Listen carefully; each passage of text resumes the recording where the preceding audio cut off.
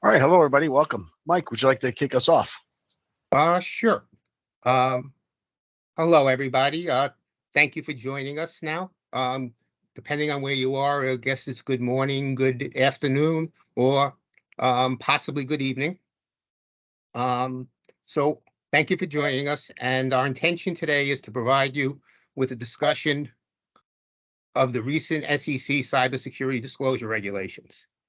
Hopefully, by the end of this webinar, you'll be able to have a high-level understanding of the regulations and how they impact your organization. So before we get into it, let me introduce to you our panel for today. First, on the panel, we have Michael Aboud. Michael advises business leaders on matters of cybersecurity and digital compliance, and he's passionate about providing mentorship to students and entrepreneurs. And he's often a speaker on a lot of IT type of issues. Michael is the CEO and founder of TetherView, a leading VDI and private cloud provider. Also with us is Robin Cyrus. Robin's an experienced cybersecurity practitioner with over 30 years of expertise in developing, implementing, and managing cybersecurity strategies and programs. And currently, he's a managing director and head of DLA's National Cybersecurity Practice. And me, I'm Michael Stiglianese, a longtime IT and financial risk manager, spent over 28 years in holding senior positions in banking, and then almost 15 years working to advise organizations on how they manage their IT and financial risks. So now let's get into it. After over a year of drafts and comments, the regulation was finally approved on July 26th of this year. It became effective beginning on September 3rd, and it's going to impact your year-end reporting requirements.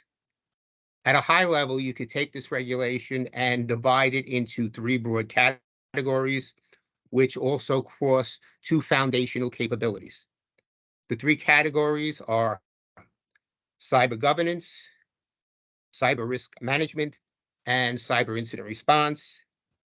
And the two foundational capabilities which cross them all are disclosure management and training and awareness. So today we'll be really focusing on discussing the three categories that I had spoken about: the governance, the risk management, and the incident response. And with that, let's get into the first category, and that will be cyber governance. So Robin, I'm going to start with you. The SEC rules specifically seek to explain how the board is informed of a registrant's cyber risk situation. Can you expand on this a little bit for us? Yeah. So good afternoon, everybody. Thank you for inviting me to this webinar. I hope that today there'll be some pointers that you can take away from the webinar. Well, so let's unpack the board's roles and responsibility here. Really, the board, by the year end, they need to have active role members that know cybersecurity. They don't have to be cybersecurity expert. They just need to have members that are cybersecurity knowledgeable. And the SEC is also expecting names and roles of these board members who will be responsible for the cybersecurity risk management going forward. These designated board members should have relevant experience in understanding the risks that's going to be brought to them by the management team. So look, the board needs to be cyber upskilled here, right? And some ways that we found works is having management do education and presentations for them, bringing outside third parties to home into specific cybersecurity topics, or even sending them to security conferences. I personally like RSA and Black Hat. Whilst we're discussing the board, let's not forget the whole incident response team and crisis teams that should be educated in the SEC rulings. You don't want those teams to not know what's going on when the incident happens. You really got to bring them up to speed with what the SEC rulings are. The other SEC requirements are around the management's role and their expertise in overseeing cybersecurity risk, such as assessing, implementing cybersecurity risk management as part of the organization. So let's discuss some of those ways of doing that, right? So the management team should develop an overall risk management process and protocols. Well, what do we mean by that, right? So some ideas is producing schedules for the board to make sure that they have cyber risk as part of the meeting agendas. Helping the board to understand when the incidents and escalations, how do they come up to the board? How do they go up the food chain? And once they get it, how do they evaluate these risks, right? And on the protocol side, the board needs to have contacts with everybody in the board in case there's an incident, right? So all these processes and protocols are important, but don't just create dashboards with pretty colors and send them up to the board. The board, they need to have good quantitative risks so that they can consume the data and really understand it so they can make good decisions. We're recommending our clients to look into quantitative risk analysis that uses explicit risk management. An example of a framework is like FAIR, also known as Fair Analysis of Risk Information, which does a really good job in quantifying risks. Okay. Thank you, Robin. And, I'm assuming based upon the timeline that we're talking about, where this is actually in effect now and is going to affect year-end reporting, that organizations need to start focusing on this as quickly as possible. Is that correct? Absolutely, absolutely. They need to really get going, bring teams together, and really start practicing and doing drills. Yes. Great. Okay, Michael. The rules do not contain any prescriptive guidance on the number or form of complying with what are the cyber requirements. What are some of your thoughts on how an organization can comply, and more importantly, how can they potentially simplify their compliance? Yep, happy to address that. Good question. First, I can say thanks to Robin and Mike for joining us, and encourage everyone with us here today to submit your questions through the Q&A button on the chat. We'll be addressing Q&A throughout at the end of the presentation, but we'd like to jump in and address any specific questions about the topic that we happen to discuss. So the question, Mike, you asked was, there's no really prescriptive guidance on the form of complying, and like all SEC team seems to be the best at this. They don't give you a specific framework to go with. So the first thing that we recommend that you do, and you'll hear Robin and myself talk about this a little later, is pick a framework to help guide you through your processes. And you'll hear us talk about NIST, ISO, but depending on your specific industry, besides being a publicly traded firm, you should look at a framework that fits your size of business. But more importantly, take a practical approach. And the practical approach that we look at TetherView with our clients is we advise them to minimize your IT footprint, right? Cybersecurity is hard. Let's not make it harder for the cyber professionals that you're hiring. So what you want to look at is, where is your data? Identify the data, score that data. What are the crown jewels? And then again, minimize the opportunities for where that data can go. And the biggest thing when you're looking at your footprint of IT are, what are the ingress and egress points? How can data come in? and how can data go out. And make sure that your IT people can see everything. And what that means is don't fake it, right? So a lot of organizations, they go out and they'll buy a great product, and I won't mention any products because a lot of products are awesome, right? Again, I try not to name them, but you've got a great solutions and services and products that you can buy off a shelf and bolt on. And a lot of organizations, unfortunately, fake it. And the way they fake it is they only point that great AI-based, everybody's talking about AI, this AI-based tool at only a portion of their IT footprint or only a portion of their data. So imagine your front door of your home having a lock, having a deadbolt, having an alarm, having a camera system, and then your back door is wide open, right? And maybe even got a little sign, hey, come around back, type of situation. So it's important as you look at, especially now because boards are going to have some more responsibility and liabilities growing as we look at this. It's important that you look at your IT footprint and challenge your IT teams and asking them the questions. Hey, where is my data? Who has access to it? How can we get there? How do you minimize your IT footprint? Well, the best tool that we know of is through virtual desktops.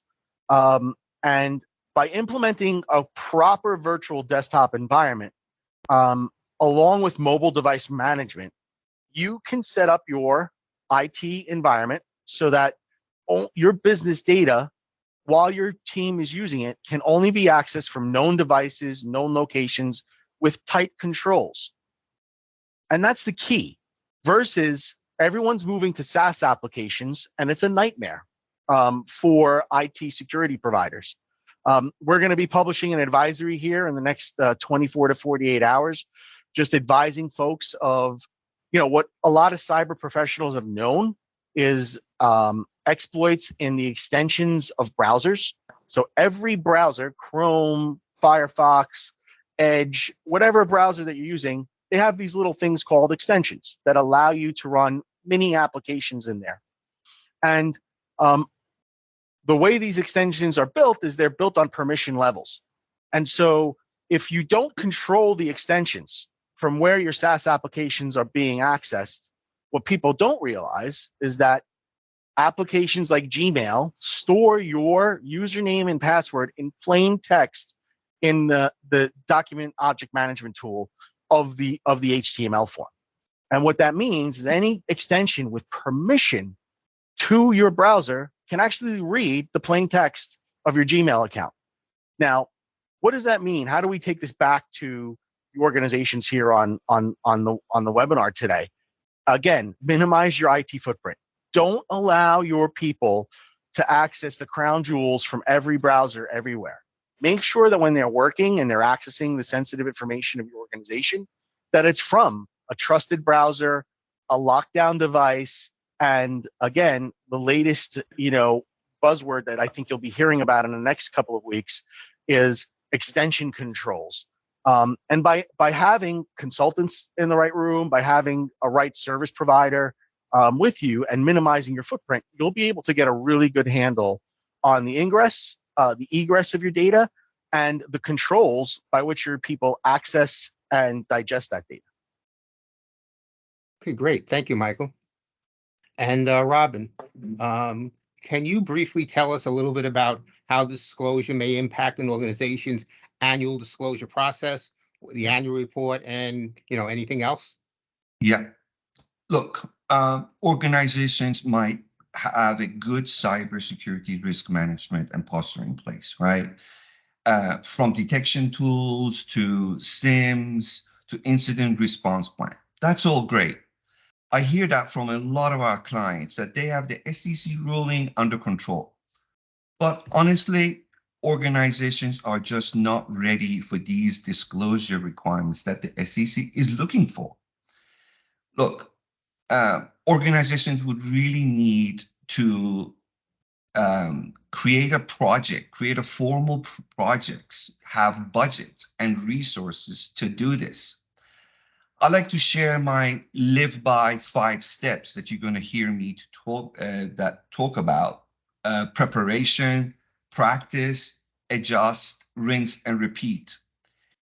Teams need to be assembled, right? And to prepare for these disclosure documentations. Teams from your CFO, your general counsel, your CISO, organizations, and others. They need to come together sooner than later and really conduct simulation exercises to develop these year-end 10K disclosure documentations.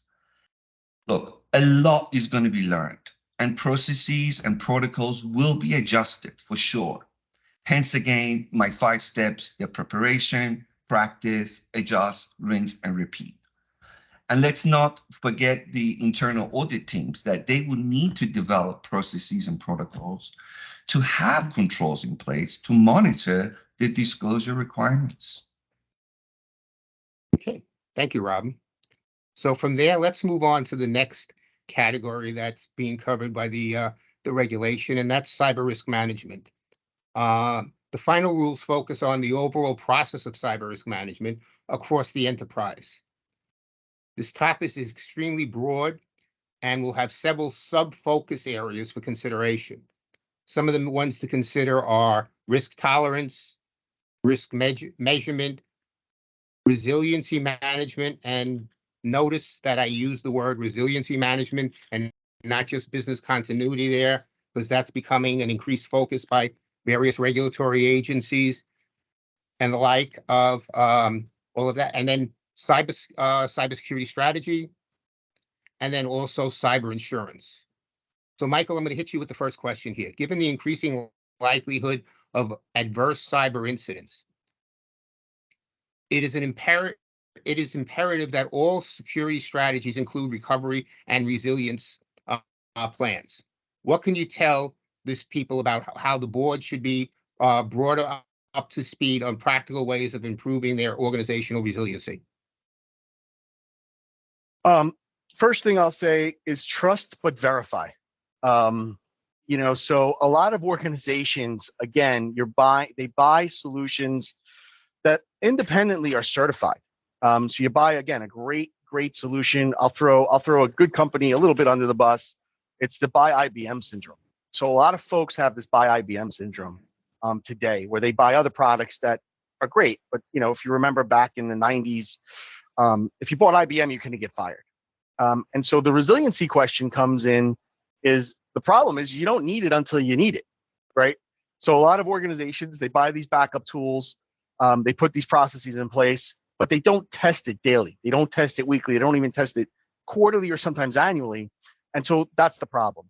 So to become more resilient, if you're not in the IT space, don't fake it. Don't get into the IT space and try to buy a solution off the shelf that's going to solve the problem for you. It's not going to work well. So depend on professionals. So for backup, for example, everyone should go to bed at night assuming they're going to get hit by ransomware. And if you at your board are not having that conversation saying, hey, we're going to get hit by ransomware tonight, then you're way behind the curve. Everyone, like Robin says, no one's going to admit they have a problem. So everyone's going to say, I got this. We got this under control. We've got this great backup tool. But does it address the need of your organization? Does it have the recovery time? Have you done a risk analysis to say, we need to prioritize which business unit has to come up first? Which data set's most important to us? I was with the gentleman yesterday, was 9/11 yesterday. It was a tough day for a lot of folks all around the world. A lot of heroes. Just want to thank those folks.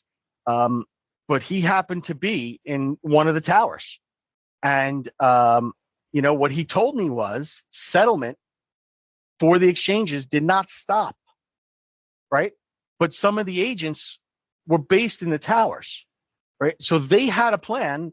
Their plan, he physically had to go to one New York Plaza, I think it was, or one Penn Plaza to reset a server, as part of the plan. So make sure you're testing these plans and that you've got these resiliency tests that are out there, and challenge the team. Bring in an outsider. Everyone kind of like, the internal auditors, you love them or hate them kind of thing, I guess, right? But you have to let them do their work and be as independent and impartial as possible. A question came up here about when do third parties come into play?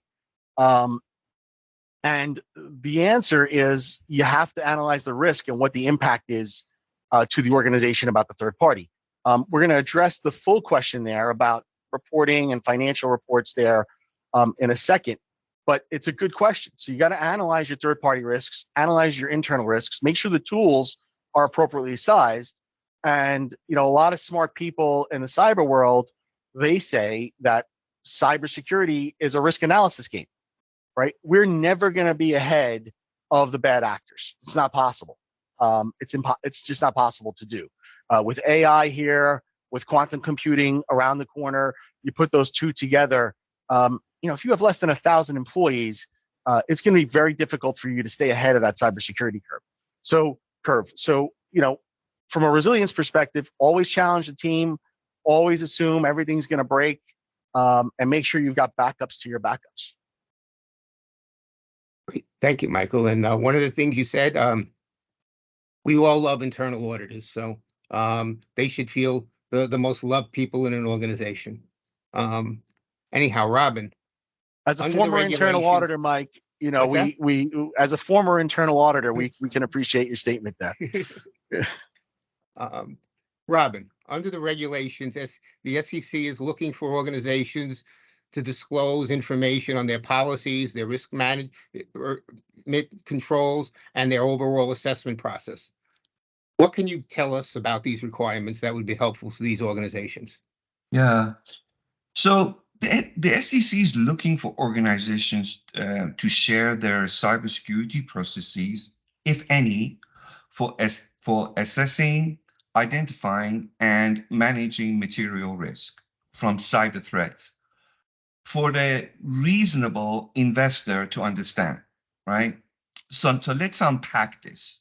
To do this effectively, you really should have a cyber risk management program in place. Like Michael said earlier, you should follow a risk management framework that we mentioned, NIST, ISO. Look, there's also CIS, there is HITRUST, there's even an AI, CPA. I like them all, just pick one, right? Now, in addition to a strong risk management program, you should really conduct periodic independent risk assessments, like Michael said, to identify the gaps in your security posture so your team can address it. I got to go off the tangent here a bit. I strongly suggest everybody does a vulnerability assessment penetration test every year. I like to make the analogy of doing an annual physical doctor's a visit where your doctor finds all your issues that you have, like high blood pressure or high cholesterol. So that is vulnerability assessment and penetration test for your technology environment, for them to find all the issues and your teams to remediate it. Okay, so back to the topic again. There are two major rulings here that they are requiring that organizations to highlight if they use consultants, they have auditors or third parties.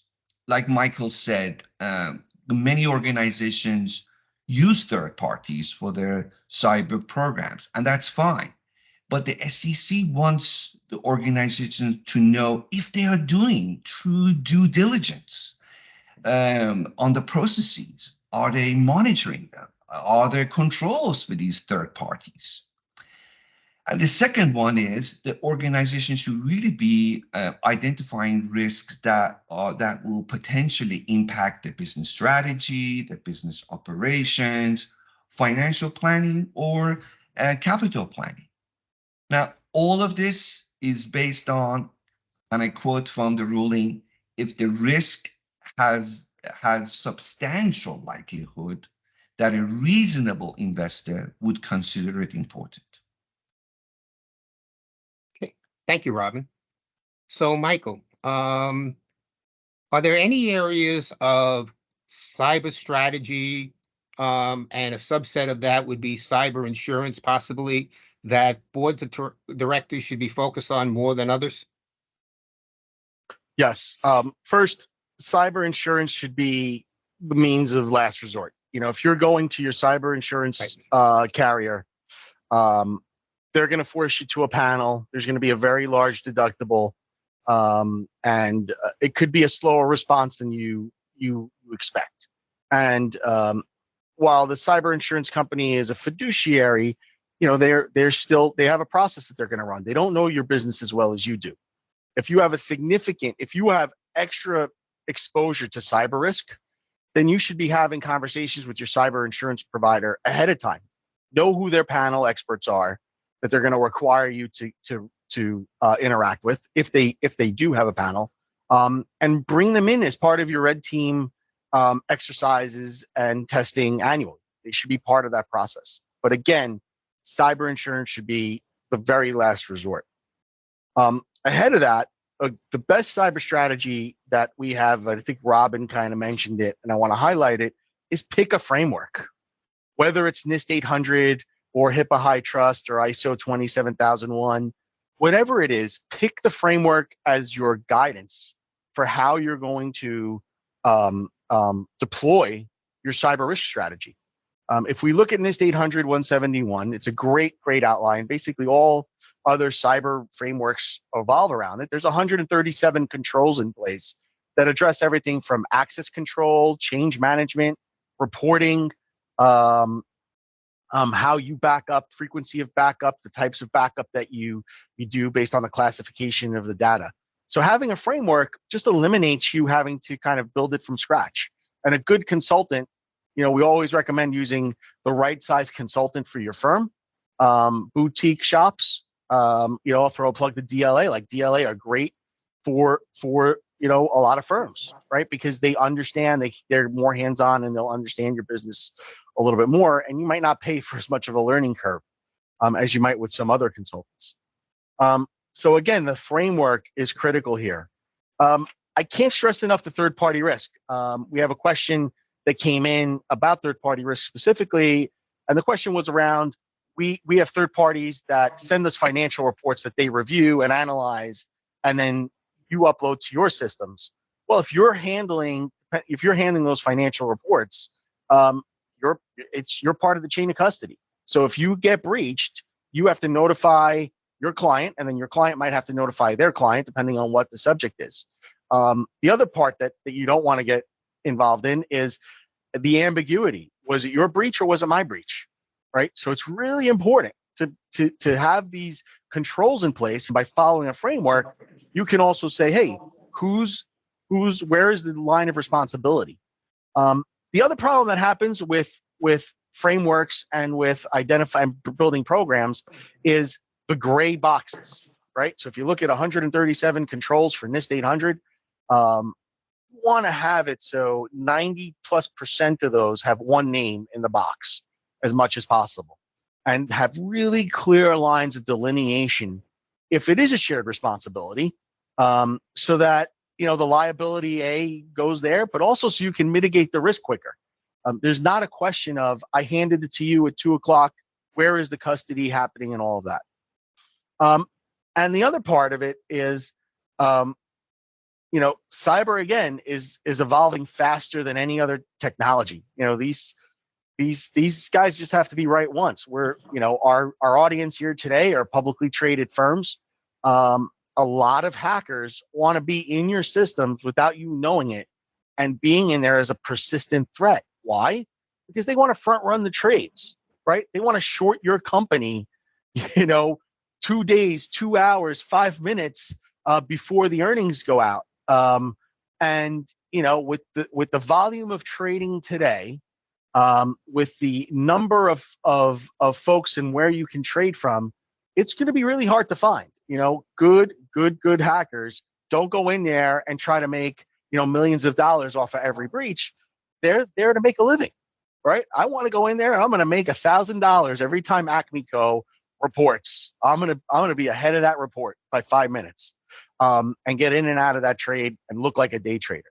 So again, it's not the ransomware attack, right? That everyone thinks about. It's not the big sexy attacks that are really the risk to the economy. It's a lot of these smaller, kind of persistent, nagging little threats that are in there, where most companies don't know that they've been breached. So as I close on this piece of it, the other part that we advise organizations to do is always be in a continuous 24/7 forensic mode. Robin talked about penetration testing. Almost every organization should be in continuous vulnerability monitoring. Monitoring every application in your system, every endpoint, every browser extension for the vulnerabilities. And again, if we go back to my first statement, if your cyber footprint, you could have 100,000 people in your organization, and your cyber footprint could be as small as a 10-person shop, right? If you properly deploy the controls and the access points where you're going to.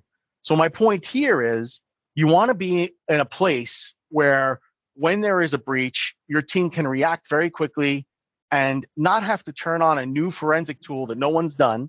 You're going to the videotape and finding it out and being able there. So running in forensics mode 24/7, running continuous vulnerability monitoring are some crucial steps that we recommend, as you're looking at your cyber posture and risk assessment. Thank you, Michael. So now we get down to our last category we'll be discussing today, which is, I guess, everyone's favorite, cyber incident response. Everyone's going to have an incident, and everyone's going to have to respond to it at some point. So as cyber events are classified as incidents, it'll be vital that the board and management have a clear shared definition of the characteristics that define what constitutes a material incident that should be disclosed. So Robin, one of the key things enterprises will need to do is make sure they have a clear definition of a reportable incident. What can you tell us about what needs to be done here? So I'm sure everybody read the 186 pages of the SEC ruling, right? Well, I did. Well, good.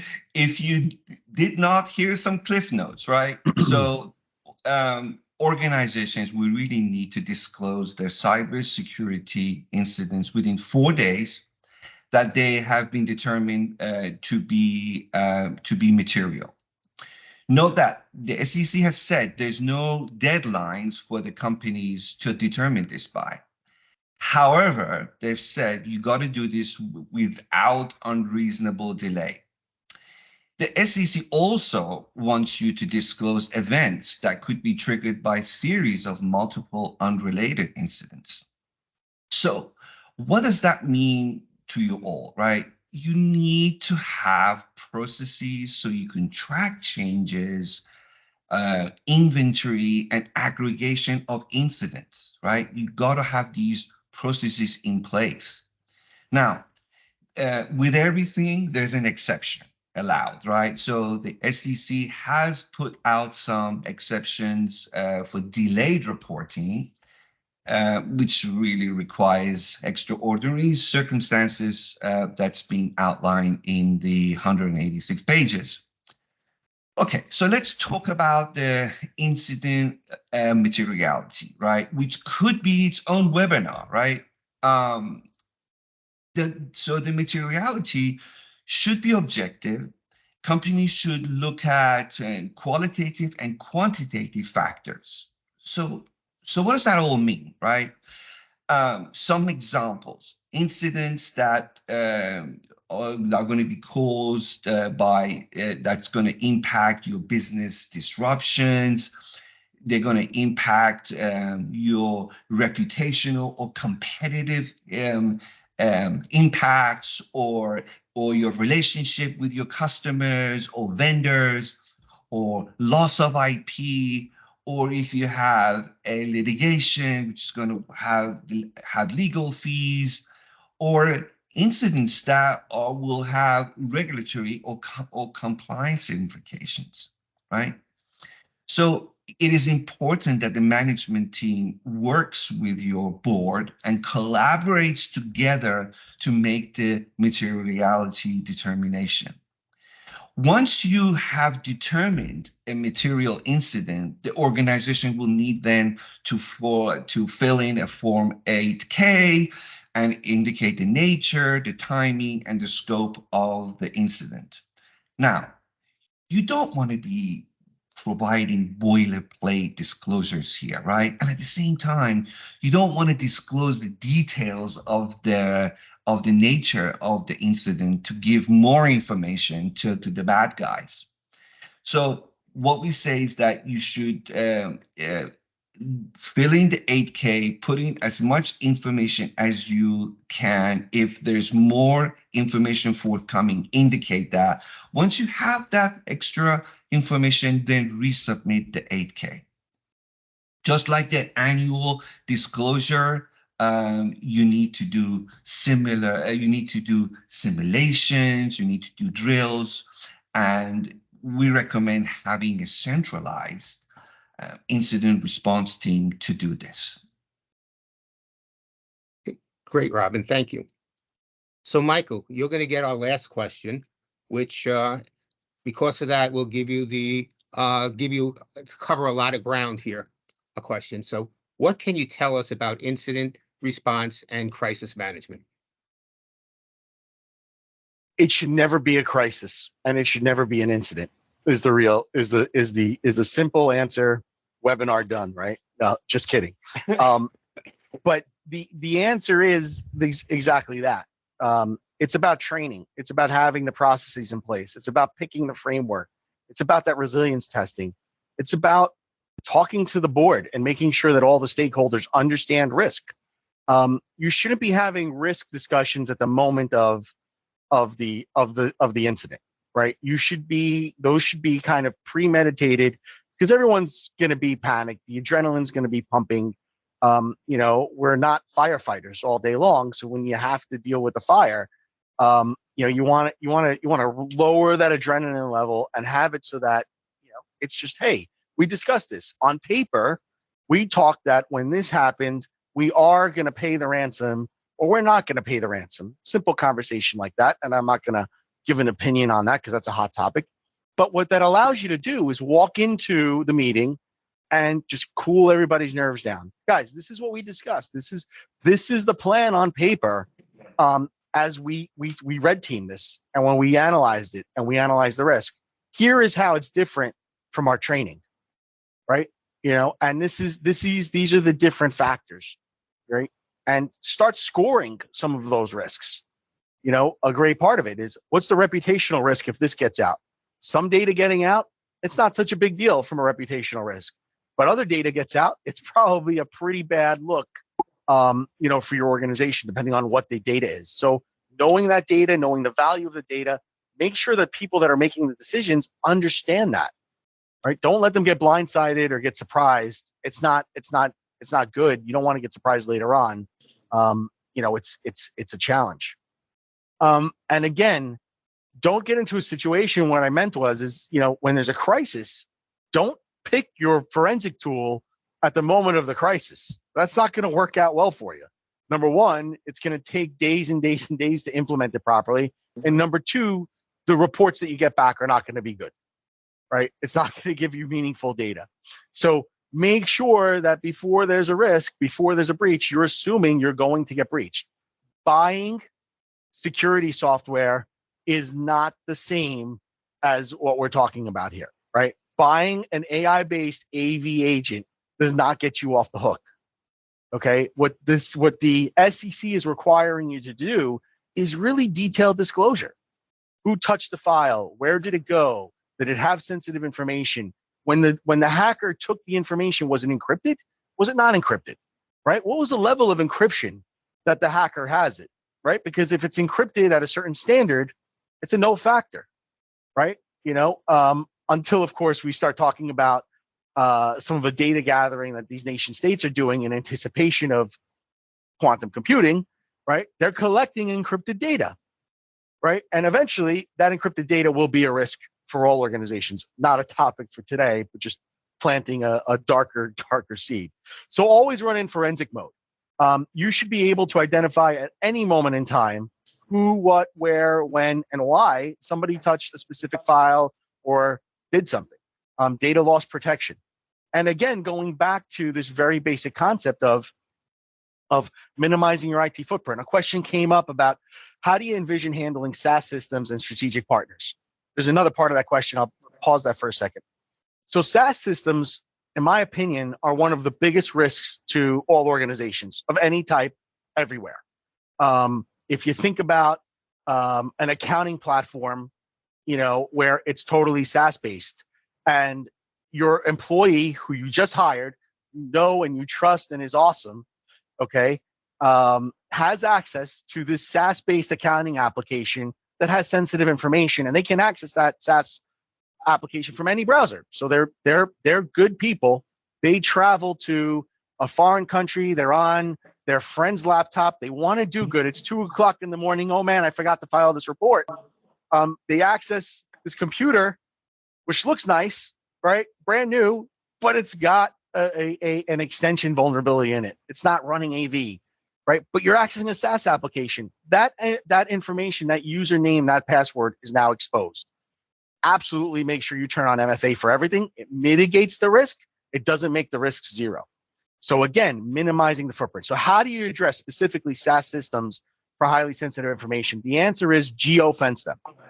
Put them in a situation where SaaS applications can only be accessed from known trusted browsers. And really the best way to do that is through two tools: virtual desktops, where the virtual desktop is highly controlled. You can't install anything on it that's not permitted by the organization or your IT team. And secondly, and so what that means is I can go to a stranger's computer, access their computer, log into my virtual desktop, but none of the data will actually sit on the local device. So it creates this what we call here at TetherView digital bunker, right? So that once you're in that digital bunker, you're not worried that the local computer's been breached.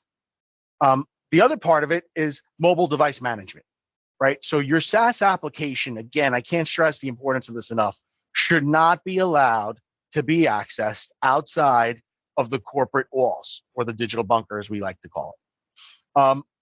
And then the other part of incident response is you should have routine reports that are being spit out at you regularly. Let your internal auditors will thank you for that, right? But you should have routine reports. Your systems, your processes, your audit tools, always running in that forensic mode, should be able to tell your internal auditor that the formula to Coke has been read, has been modified, has been touched by who, what, and where, and then the internal auditor's job is to ask why. So again, classifying that data, locking it down in an environment that's highly controlled. And on the SaaS side, it's a big risk for organizations. No one's taking it seriously right now. It's going to be a problem in the near future. Lock down those SaaS applications so they can only be accessed inside and through known devices and locations. Robin, the second part of that question is, I'll put it out there to Robin and Mike from one of our attendees here, is, are organizations required to obtain some sort of attestation from these third parties that are running their SaaS applications?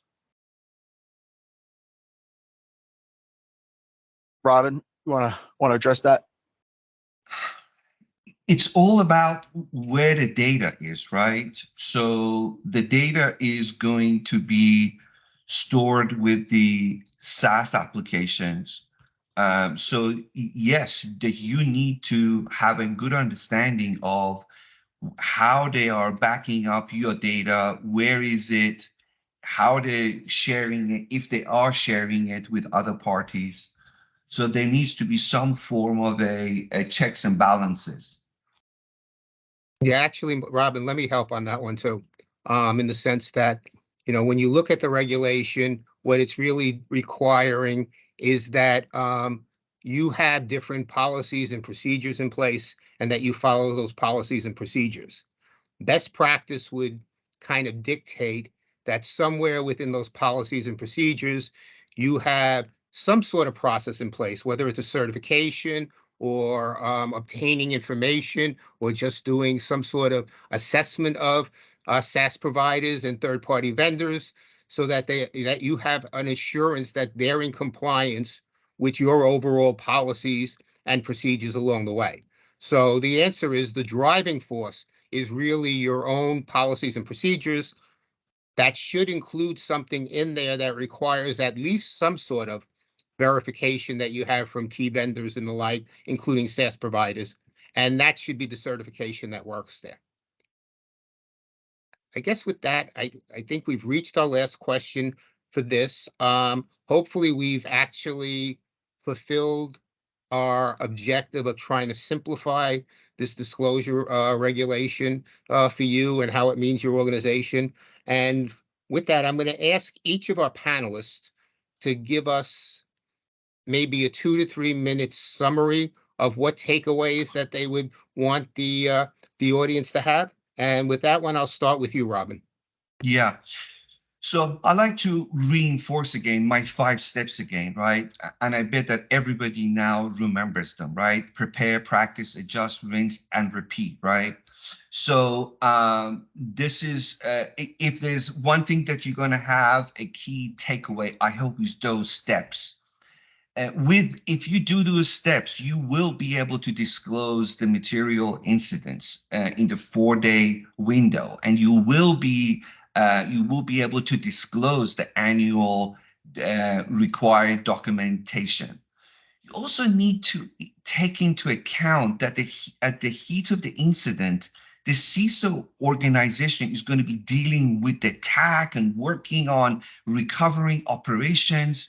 So you most likely will need to have a separate leader, right, to handle the crisis response and communication, and maybe another leader to handle the 8K documentation. So a lot will be going on. You need to, again, conduct the tabletop drills that we talked about, and really hone in on, as Michael had said earlier, on the processes and on the roles and responsibility of the different team members, not to exclude a great communication plan that needs to be in place. Okay, thank you, Robin. And with that, Michael, I'll leave it to you to, basically, what do you think that our audience should basically take away from this?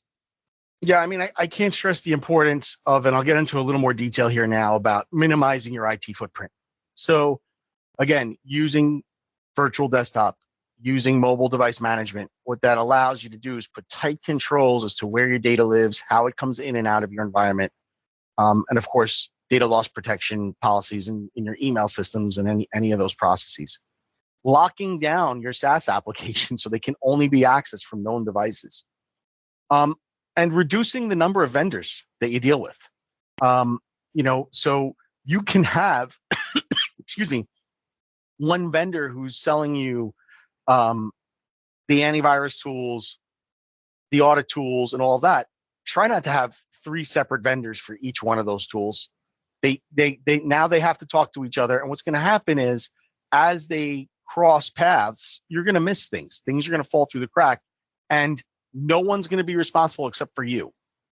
So, for example, if you have a forensic tool, but you have one vendor who's managing it separately, and they don't point to everything because they're not managing the whole infrastructure. They don't know that you've got this little server hiding out here under the CEO's desk. Hopefully, it's not the case anymore, but it occurs. If they don't know about it, they can't protect it. They can't watch it. So minimizing the number of vendors you have reduces the risk that something's going to get missed or something's going to fall through the cracks.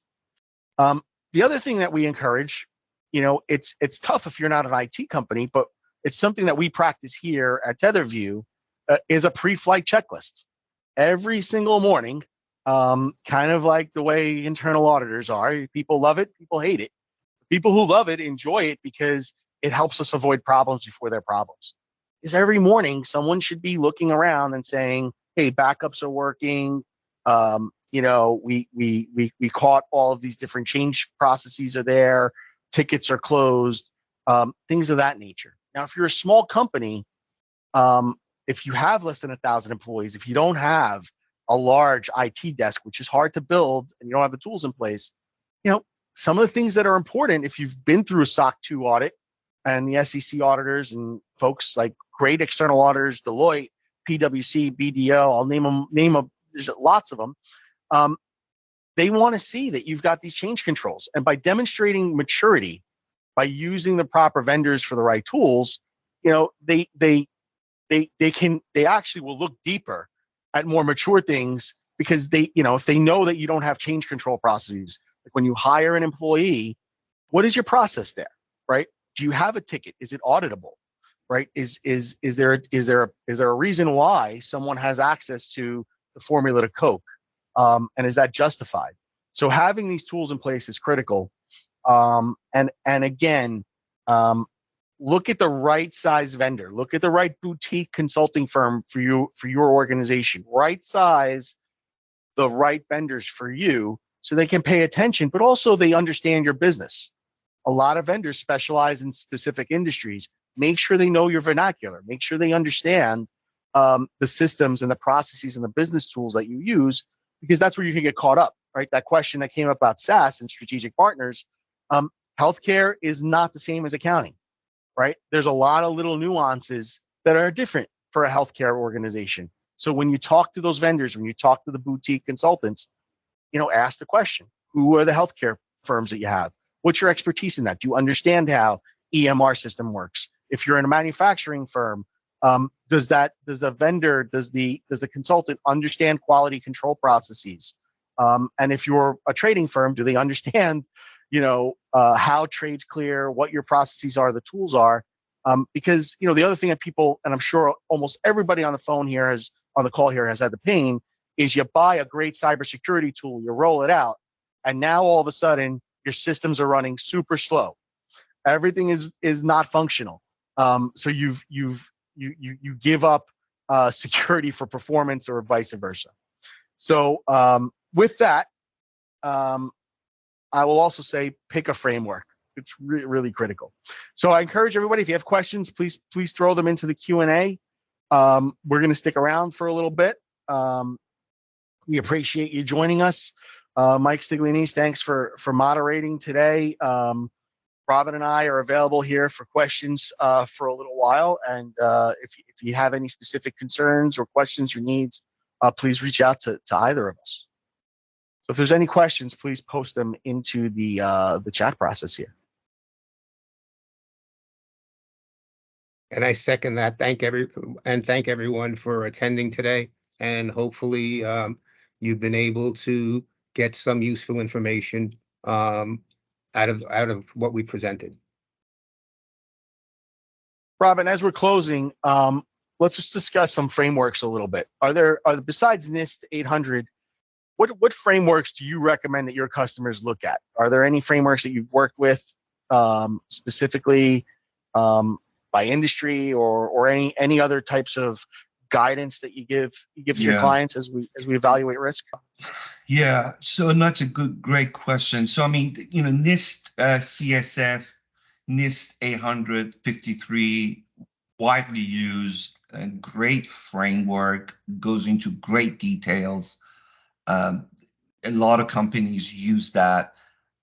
You have the ISO 2700 series family, great for engineering, scientific, international organizations. That's another one. You got, as we mentioned earlier, we got high trust healthcare. For healthcare, you got HIPAA assessments that you can do. CIS has a great assessment, tools and framework. Financial services, you got the FFIEC self-assessments that you could do. As I mentioned earlier, the AI CPA has a great framework like you said, just pick one and go with it. It's going to cover, most of your controls, and it will do you well. Couple of questions here. So yes, the recording will be available. Everyone will receive an email with the recording. It'll be available here. Give us a couple of days or a day or so to get it out to you. But another question that came in, does the finalized rule require any follow-up disclosure requirement in a subsequent period to provide updates on a previously issued cyber incident disclosure?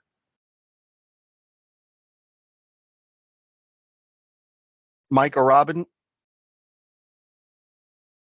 Yes, I mean, my understanding of the regulation is that you actually do have to disclose in your annual thing of how different things that you've disclosed in the past were resolved. So you have to talk about the resolution of things along the way. What I am not 100% sure of, and that's something we could have as a follow-up answer that we can send someone, Michael, is whether or not, if there's existing things out there that you're currently working on in the process that weren't covered by the disclosure, do you have to start picking those up? But once it's picked up in the process, you will have to talk about that and make sure that, in your annual disclosures, you show that there's been resolution to it. Anything The to other add, thing, Robin? Yeah. No, I think that you're right. Okay. That's Yeah. what I was going to say. Yeah. Robin, you mentioned something, I think, as we were kind of warming up for this. I think it's important to go is the detail of the disclosure. It might have been Mike, right? How elaborate should people be in what they're disclosing? Yeah.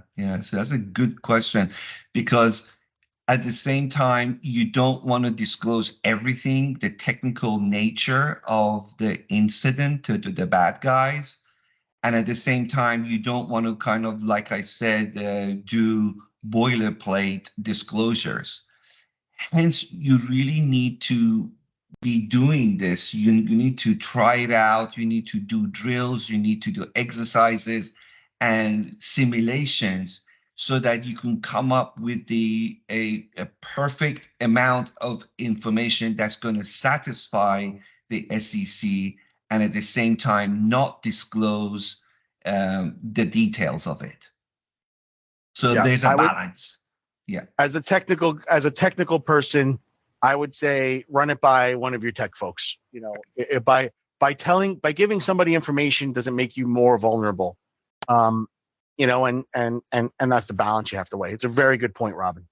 Yeah, and actually, I can add a little bit to that one. And I guess to summarize it is, what do you want to disclose? As little as you can get away with. I know that may not be the politically correct answer, but that's the one as an organization that you want. And the way you're able to do that in an acceptable way gets back to what we had discussed earlier in this process, which is you need to define things up front. Because one of the first things a regulator looks at is whether you're following your own policies, procedures, and definitions.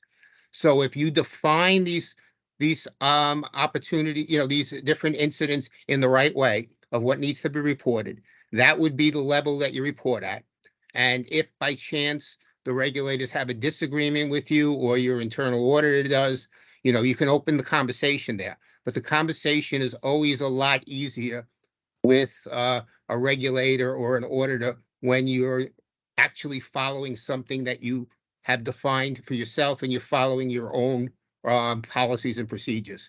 So the key thing is to define things up front, but try to do it in such a way that you disclose enough information, but not so much that you're getting caught in the weeds on everything. All right. Well, I think we have hit our time. I want to thank Mike and Robin. Thank you so much. Thanks everyone for joining us. And I look forward to seeing everybody soon. Sounds great. Thanks again, everyone. Thank you.